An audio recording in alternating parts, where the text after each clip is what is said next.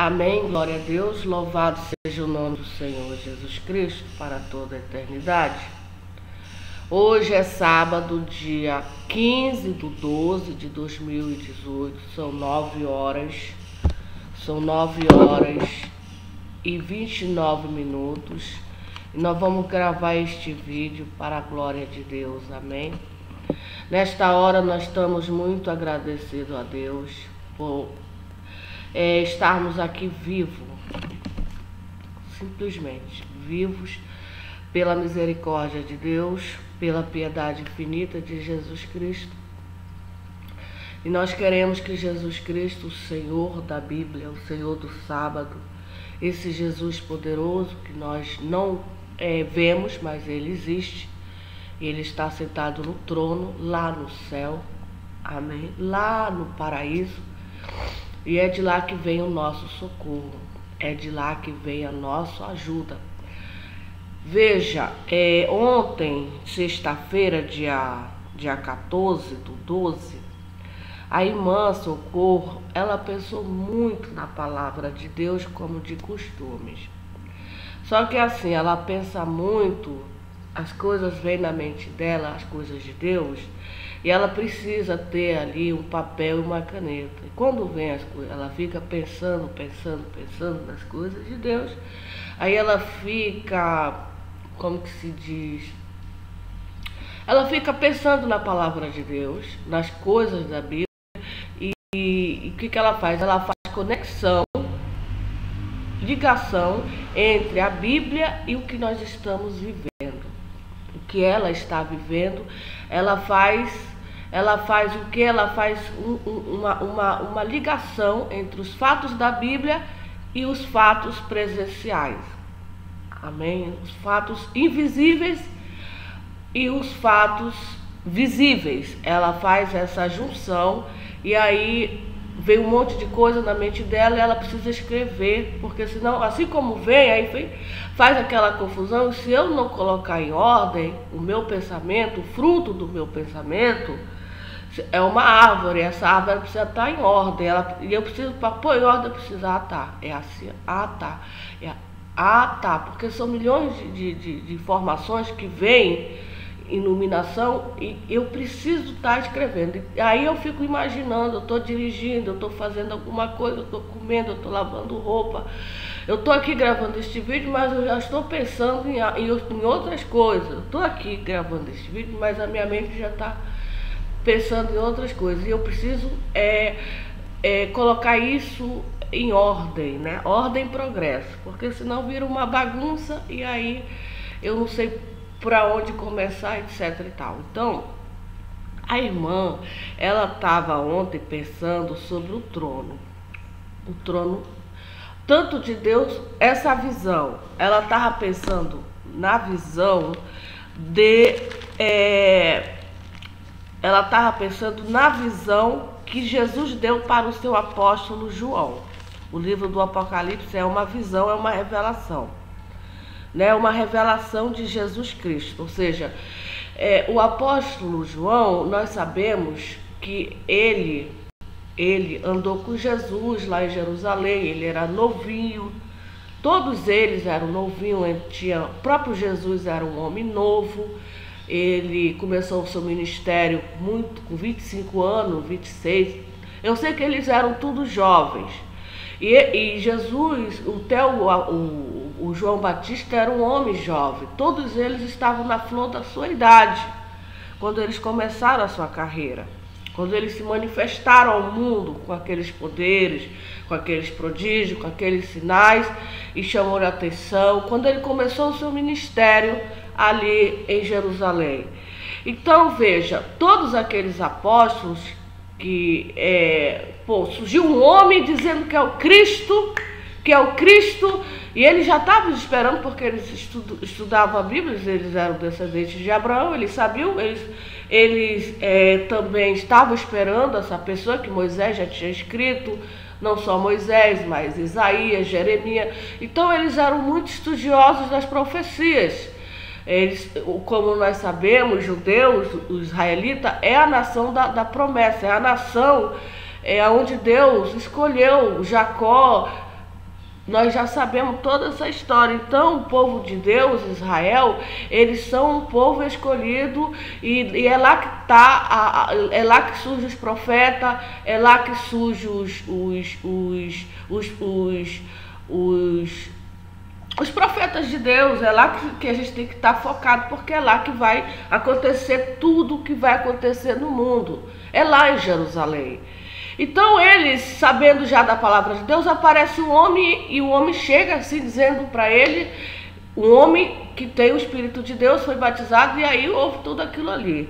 Amém? E eles acreditam e começam a seguir ele, se formando assim um homem com 12 discípulos para fazer um grande evento, uma grande obra, um grande trabalho em Jerusalém, não só lá como no mundo todo. E hoje nós somos fruto desse trabalho. Eu sou fruto desse trabalho. Então o que eu quero dizer? Que eles creram em tudo que Jesus falou. Não só creram, como eles também trabalharam. Jesus escolheu ele não só para crer, não, mas para também executar, para fazer. Então nós somos operários de Deus, discípulos de Deus. E aí tá, Jesus, eles veem tudo, são testemunhas, eles são testemunha de tudo, da morte, da ressurreição, tudo. Eles estavam ali presenciando todos os fatos e tudo, embora uns tinham conhecimento mais elevado, outros não. Quem que poderia destacar no conhecimento mais elevado? Pedro, o próprio João. O outro queria saber, não tinha muita intimidade, que era tinha alguns discípulos lá que não tinham.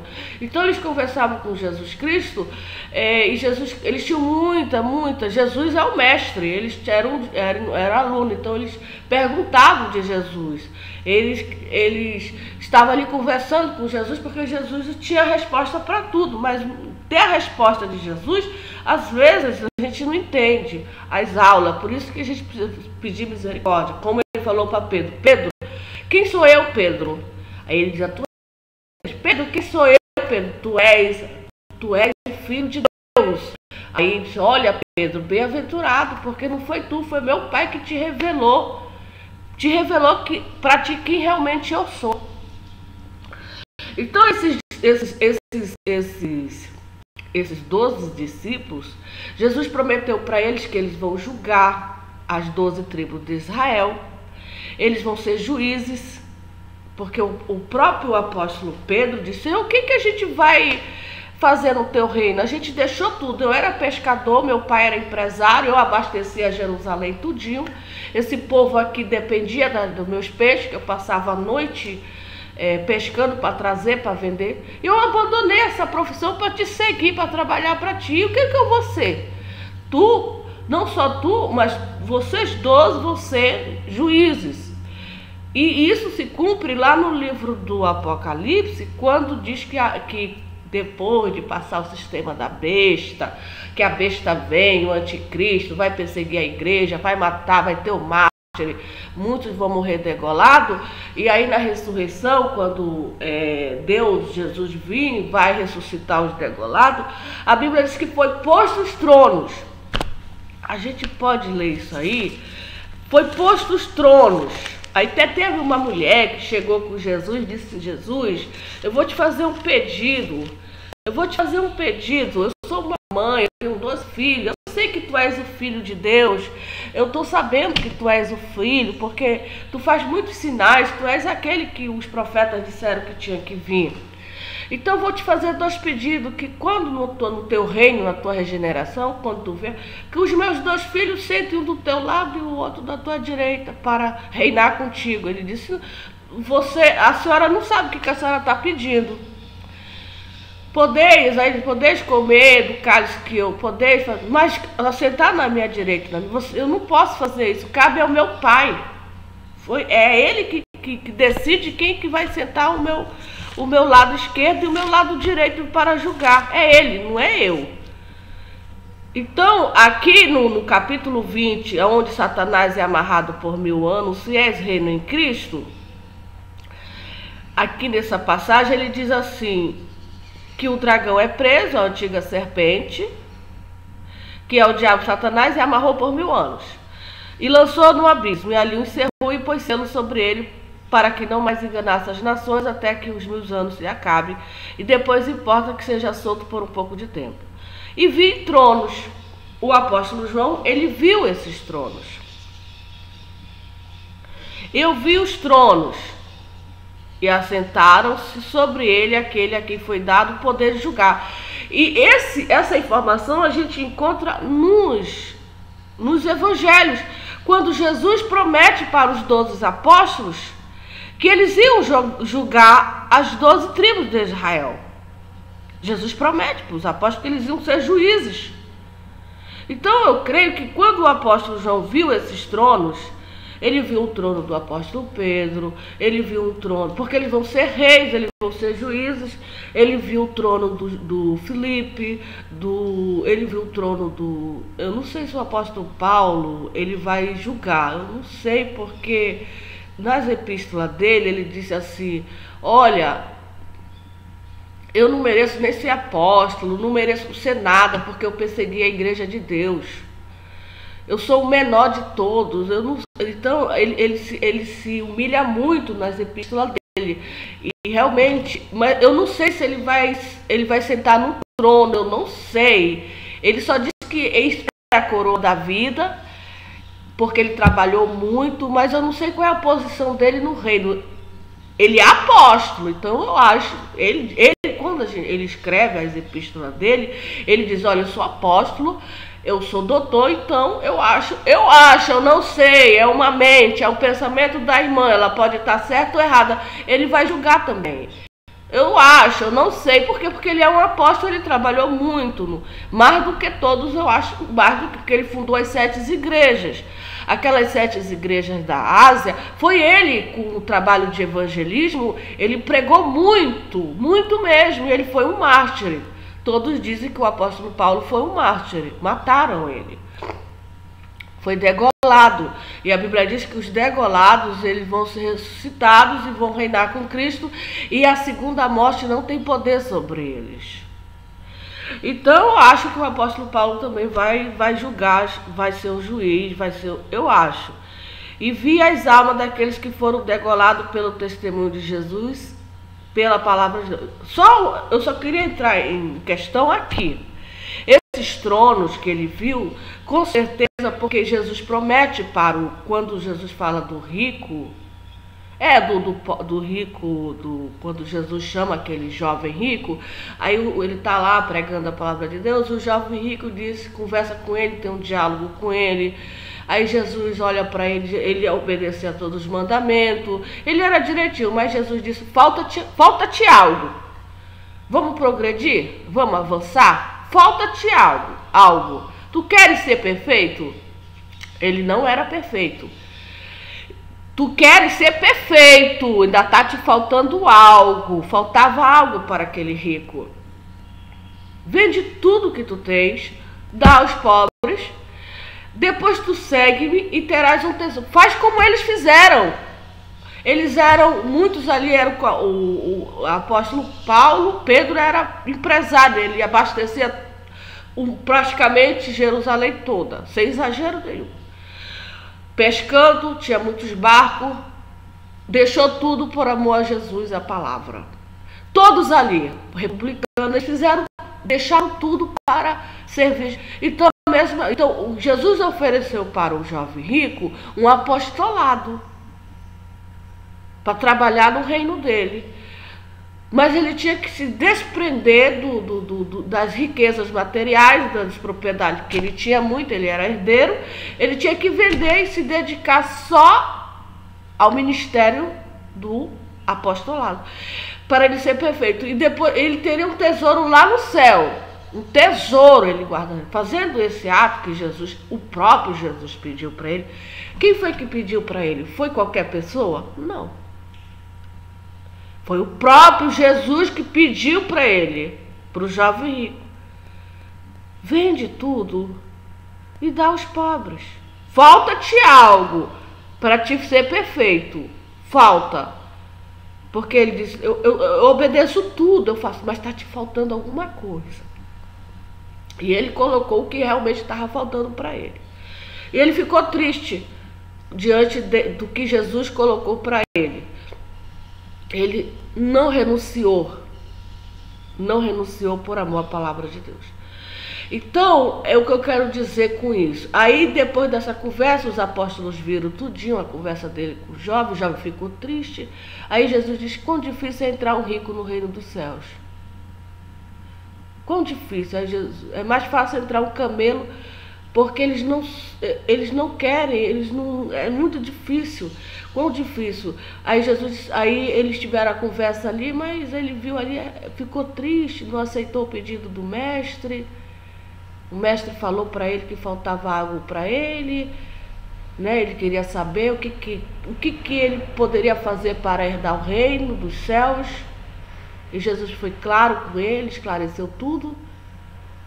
Jesus ofereceu trabalho para ele, porque seguir a Jesus é trabalho, um trabalho até árduo, espinhoso, né? Então, e aí os apóstolos, nós deixamos tudo por amor a ti. O que nós vamos receber? Aí Jesus diz para ele: vocês que deixaram tudo por amor a mim, ao meu nome, vocês vão ser juízes. Vocês vão julgar as 12 tribos de Israel. E está aqui, se cumpriu quando ele viu os tronos. Creio que os tronos são dos apóstolos. Creio eu. São dos 12 apóstolos. Para julgar as 12 tribos de Israel. E se cumprindo a profecia, o que Jesus falou para eles. E todo aquele, ele vai além, ele vai para nós. Ele está ali conversando com os apóstolos, e aí ele vai além. Já fala para o futuro, já nos insere também na profecia. E todo aquele que deixar pai, mãe, filho, etc., por amor a minha palavra, por amor, receberá 6 vezes nessa terra e por vir a vida eterna. Estava falando para os discípulos que iam abandonar tudo por amor a Jesus Cristo e a sua palavra, o seu ministério. Então aqui se cumpre que esses tronos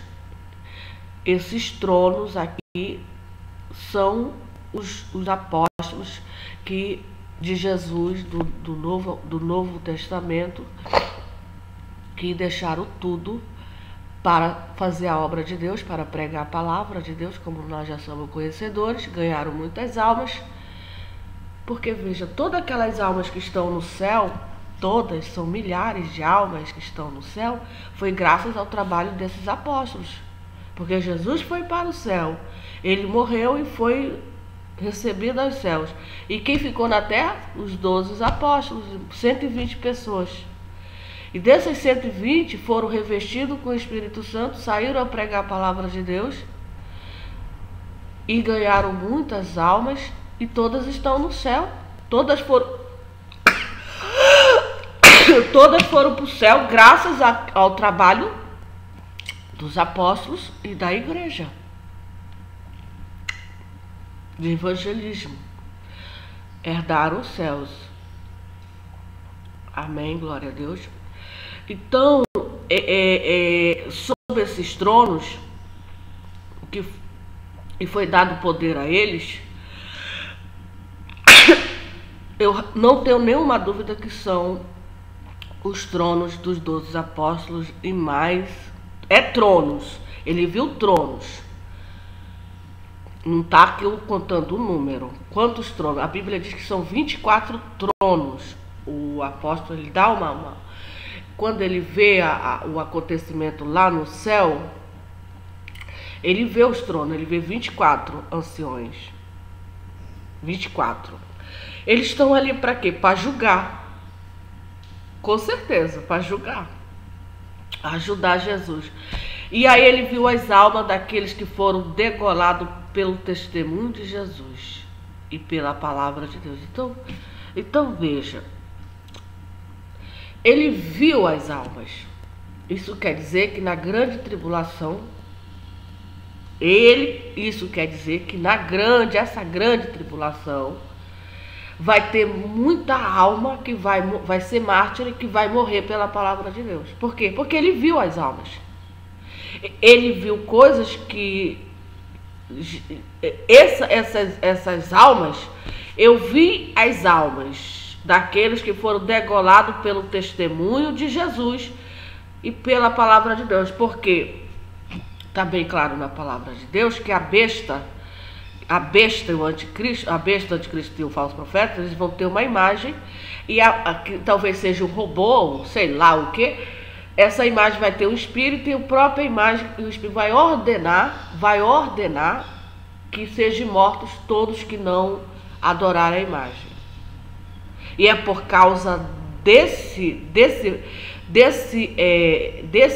fato é que aí vai sair todos os idólatras pelo mundo todo que adoram a imagem, para degolar os que amam a palavra de Deus. É por causa dessa ordem, dessa imagem, é que vai ter a perseguição acirrada no mundo todo dos servos de Deus. É por causa disso, desse fato. E ele viu essas almas. O decreto saiu, a imagem da besta ordenou que todos fossem mortos que não adoravam a besta e nem colocassem sua imagem. Todos. Já saiu o decreto e vai vir todos os policiais, todo mundo vai cumprir o decreto. E aí não tem mais jeito, vão ser mortos. Vai ser mortos. E ele viu esses mortos, ele viu essas almas, que diante do decreto que saiu, o dito do rei, da grande tribulação, não vão adorar. Saiu o decreto, então só me resta morrer, pelo amor da palavra, porque eu não vou pôr o chip da besta, na marca do sinal da besta, não vou pôr a imagem, não vou pôr número, não vou pôr nada. Eu adoro a Bíblia, eu amo a Bíblia, eu amo os escritos da Bíblia, e tá bom, mortos. Saiu o decreto e vão morrer. E ele viu os degolados, decapitados. E ele viu. Aí a gente fica imaginando, é um fato novo isso? Não. É um fato novo isso? Não. Por quê? Eu acabei de citar, alguns minutos atrás, que o apóstolo Paulo foi decapitado pelo regime romano. Ele foi preso. Ele ficou preso por quê? Por causa da palavra de Deus, porque ele pregava Jesus.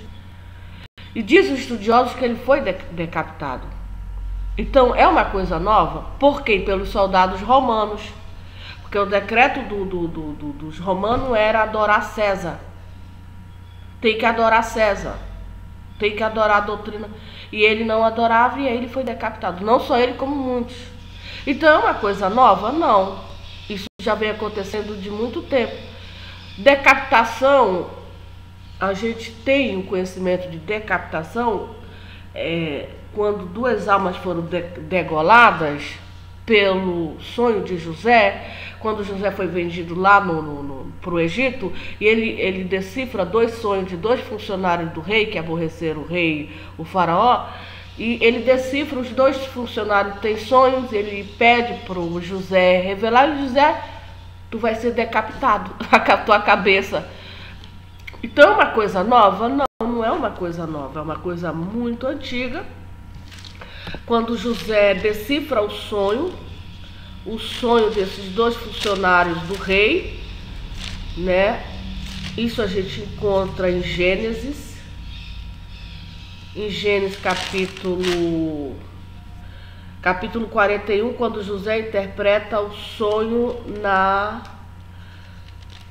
interpreta dois sonhos na prisão. O que aconteceu? Esses dois que pecaram, o copeiro do rei do Egito e o padeiro, eles pecaram.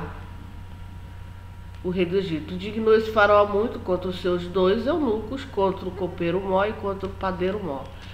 E ele entregou a prisão na casa do capitão da guarda, na casa do cárcere, no lugar onde José estava preso.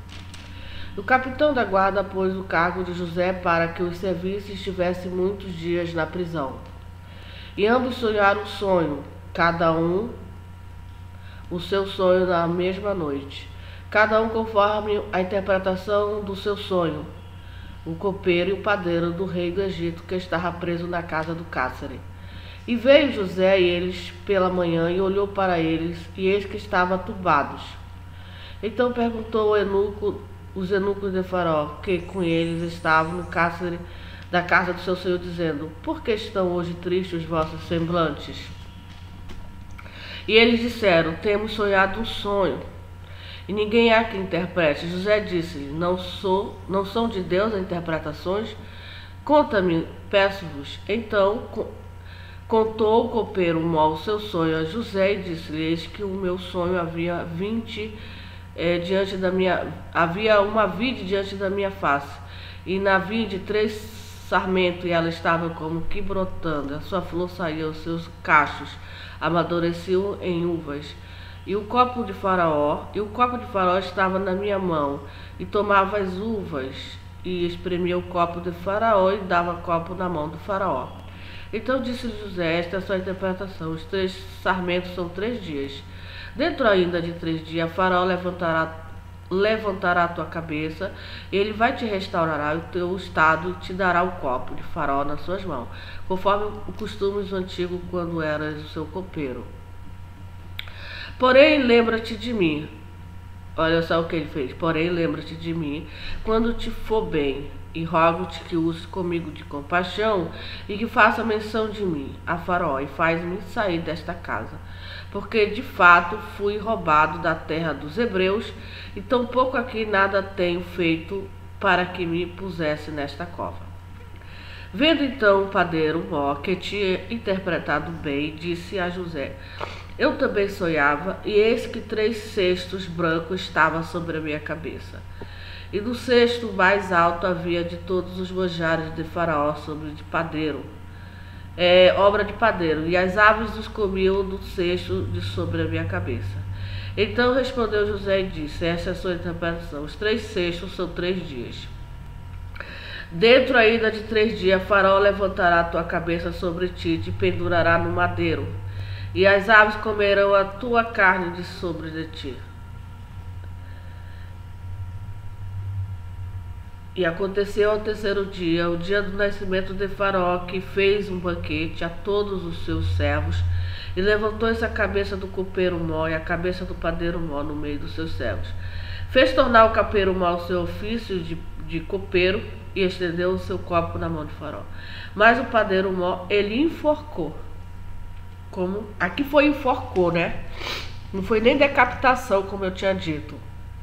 Ele enforcou, como José havia interpretado. O copeiro Mó, porém, não se lembrou de José. Então, sobre essa decapitação, aqui foi enforcamento. A Bíblia, ele enforcou, ele colocou uma corda no pescoço do seu funcionário e o matou. E aconteceu como José tinha interpretado.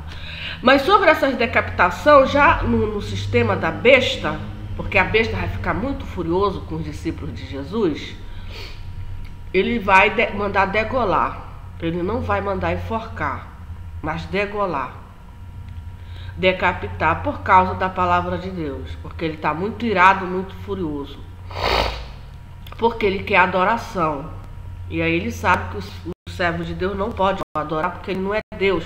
Porque o diabo colocou na mente dele, no coração dele, que ele é Deus. E aí ele quer porque quer que as pessoas o adorem. Mas não pode adorar. Porque existe outro Deus maior do que ele, o Criador do céu. Só que a besta foi enganada por Faraó, pelo diabo. O diabo enganou ele.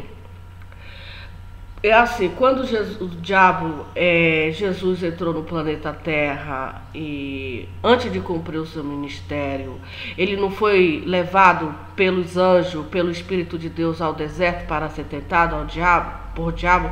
O diabo não prometeu um mundo e o fundo para ele? Se ele fizesse um gesto, se ajoelhando, adorasse o diabo, aí o que foi que Jesus disse? Aparta-te de mim, Satanás, porque está escrito. Então, o diabo ofereceu mundos e fundo para a besta. E a besta acreditou no que o diabo prometeu para ele. Tu é Deus, eu vou te dar isso, eu vou te dar aquilo. Tu é Deus, olha aí, eu te dei o mundo para ti. E a besta, o filho do cão, vai acreditar. Foi o quê? É enganado pelo Satanás. E aí ele vai adorar a Satanás e vai ele vai obrigar que todos adorem ele. E os que não adorar, ele vai matar. Pecado, além de ser enganado pelo Satanás, que ele não é Deus, ele foi iludido, ele creu nas mentiras do Satanás, ele vai cometer o pecado, ou um pecado do assassinato, é um homem do pecado, porque é pecado sobre pecado, ele não se converteu, e aí o diabo fez dele gato e sapato, e é por isso que ele vai para o lago de fogo, de enxofre, por tanto pecado que ele cometeu na terra. É isso que o diabo faz com pessoas que não dão crédito a Deus, a palavra de Jesus.